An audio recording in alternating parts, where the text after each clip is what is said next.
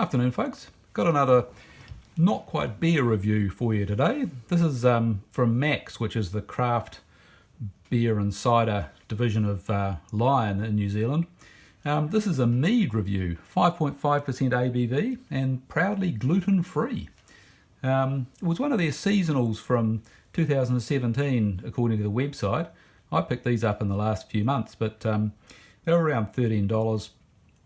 Typical price for a 4-pack of Max 330ml bottles with the infamous ring pull.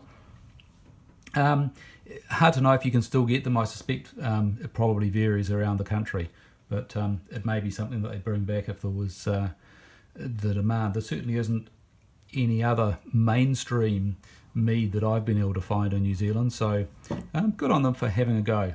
Not easy to find much on their website on this. It's under the Here's to Interesting part, same place that they had their Bohemian Raspberry Wheat Beer, and if you scroll down you find the odd video and a few bits and pieces. There's actually more info on the Love Buzz than, as they call it, than on the Bohemian Wheat Beer. So what's in it? 3 different sorts of honey, they say: Kaimai, Clover and Manuka. Presumably not too much of the Manuka honey. That's the one that there's all the fuss about, and they're charging big money overseas and making wound dressings and all sorts of fancy medicines out of. Presumably there's also there's no malted barley in here, so they say it's completely gluten-free. And I think Mead's usually made with some sort of white wine yeast, but I stand to be corrected on that. Usual story with Lion, impossible to find out any more information than what they give you. But there you go. That seems to be the way it is. So what do they say it's like? As far as I could see, they were saying what comes out of the bottle is a glass of golden sparkling mead that's light and refreshing rather than sweet, with a swarm of complex floral aromas. It's just the right mix to complement light seafood flavours, zesty salads, and a Thai curry.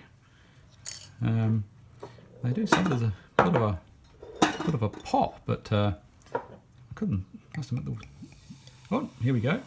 Might not have been much of a pop, but there's definitely a bit of a fizz in the glass. And that's a very good shot of my hand, but looking at the contents of the glass, yeah, I mean, it looks very similar to a golden lager, but with a head much closer to a cider. In other words, very rapidly fading and not much to it.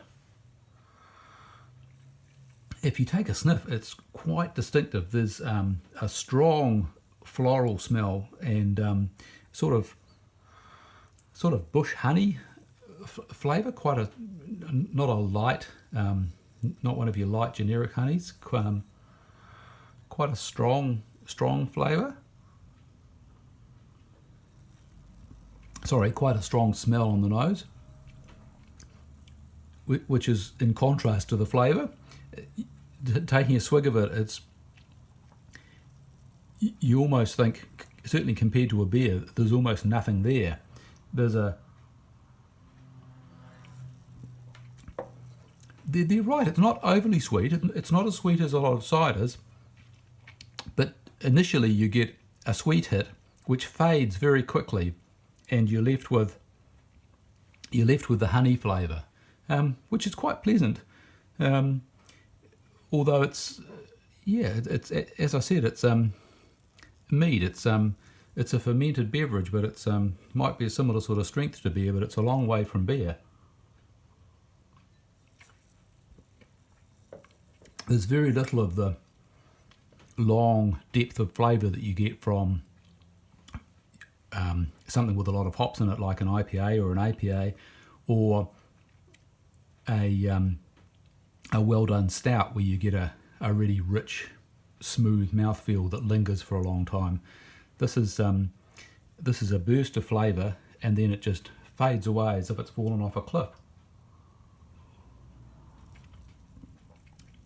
But it does retain that every time you bring the glass up to your lips. You do get that very quite strong floral hint of honey a strong bush honey's the closest I could come to it, which is probably a New Zealand term, and it definitely is that sort of Kaimai Manuka type flavour that you get from a stronger, darker honey. So yeah, it's unusual. It doesn't taste.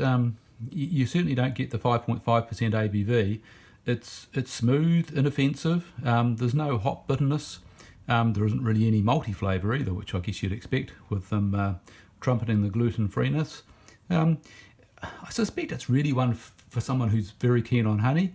If you have 3 or 4 different honeys in the cupboard and have honey on your toast every morning, then I suspect you might be a fan.